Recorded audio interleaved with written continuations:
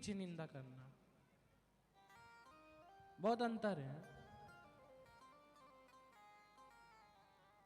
निंदा करोगे, अगर उसके सामने आप बोल दोगे ना, अगर उसके सामने आप उसकी बुराई बता दोगे तो उसका ज्यादा कुछ नहीं बोलेंगे भगवान है, ज्यादा कुछ नहीं करेंगे। लेकिन अगर तुम पीठ पीछे बुराई कर रहे हो, अगर तुम उसके सामने उसके मुख पर सच्चाई बता रहे हो तो उसे सच बोलना कहते हैं।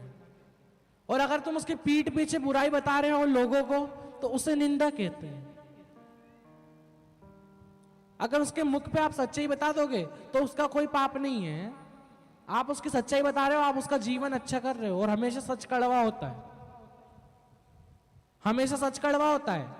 एक पत्नी अपने पति से एक दिन रोज पूछती थी कि मैं कैसी लग रही हूं, कैसी लग रही हूं, कैसी लग रही हूं, है रोज पूछती। अब पति कुछ नहीं बोला, एक दिन बोला नहीं, 2 दिन नहीं बोला, 3 दिन नहीं बोला। अब चौथे दिन पत्नी ने फिर पूछा। अब वो रोज शिवपुराण में जाती थी, क्या करे है? अब रोज शिवपुराण में जाए तो कभी पीली साड़ी, कभी लाल साड़ी, कभी गुलाबी साड़ी, कभी हरी साड़ी। अब चौथा 5वां दिन अब उसने हरी साड़ी पहनी। कौन सी कलर की साड़ी पहनी? जोर से बोलो बुआ जी हो। अब देखो मैं सही बता रहा हूं, फिर सच कड़वा होता है। लासुर की बुआ जियों में दम नहीं है, वो बूढ़ी तो नहीं हो गई है? जोर से बोलो कौन सी कलर की साड़ी पहनी? हरी।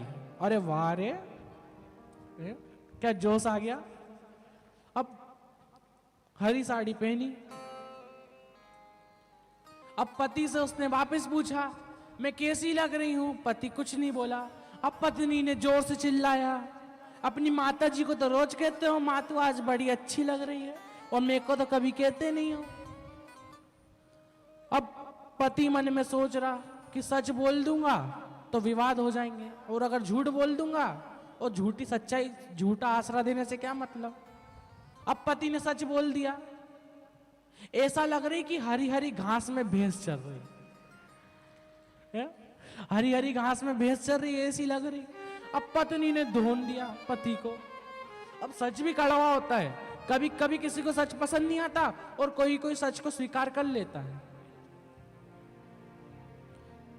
कोई कोई सच को स्वीकार कर लेता है, कोई कोई नहीं कर पाता।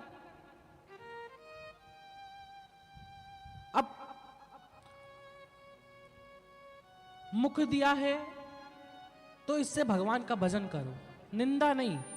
अगर आप मुख पे बोल दोगे, अगर आप मुख पे उसकी सच्चाई बोल दोगे तो उससे आपको और पुण्य मिलेगा, है उससे बुराई नहीं मिलेगी, क्योंकि आप उसको सच्चा आसरा दे रहे हो।